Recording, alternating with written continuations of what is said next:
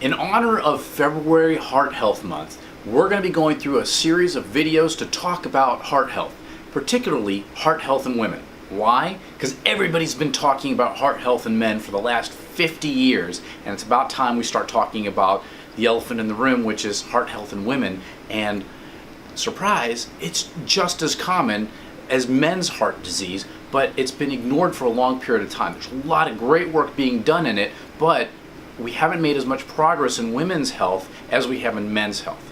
All right, so how common is it? Well, first of all, let's think about why is this important to even talk about? Well, first of all, it's pretty common.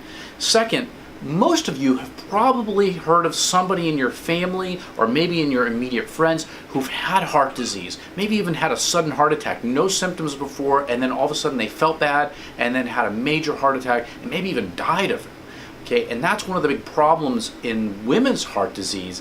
Unlike men, oftentimes it's not spotted because most people don't think about heart disease as the first cause of women having some of these symptoms that they have, and they present very differently than men sometimes. So it's important for us to understand this so that we can, number one, know what the risk factors are, number two, know what the symptoms are, and be able to prevent it in you and your family.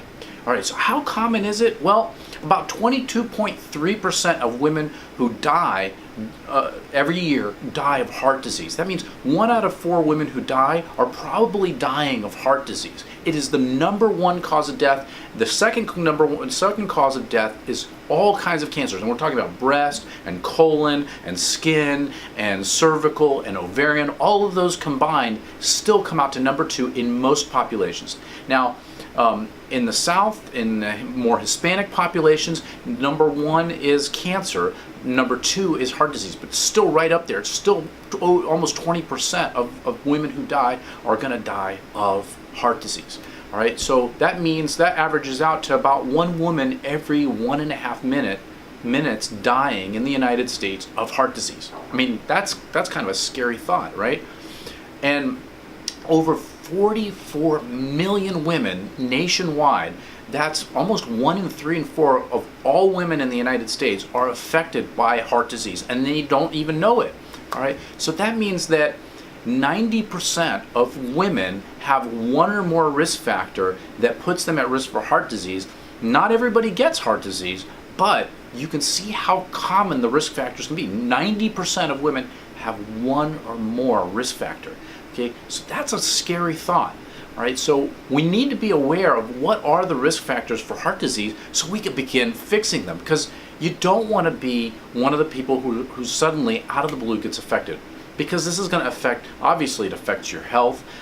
If you're going to be trying to get healthy and exercise or lose weight, you can't do that if your heart isn't healthy, and if you do things the wrong way, you may push yourself into heart disease that was already developing and may get worse with the wrong types of activities or the wrong type of nutrition or restrictive dieting and things like that can really affect your heart. It also affects how you look. Obviously, it affects your lifespan. If you have heart disease, you're probably not going to live as long. And most importantly, it's going to affect our family as well. So you don't want to leave your family behind all of a sudden with things undone, things left behind, your kids, your husband, your spouse, your significant other, whoever. You don't want to all of a sudden pop off this earth without finishing all the things that you needed to do, helping all the people that you were put here to help, because you ignored the symptoms of heart disease and didn't know that that's what was going on. All right, hope that helped, and we'll share with you some of the risk factors for heart disease in the upcoming video.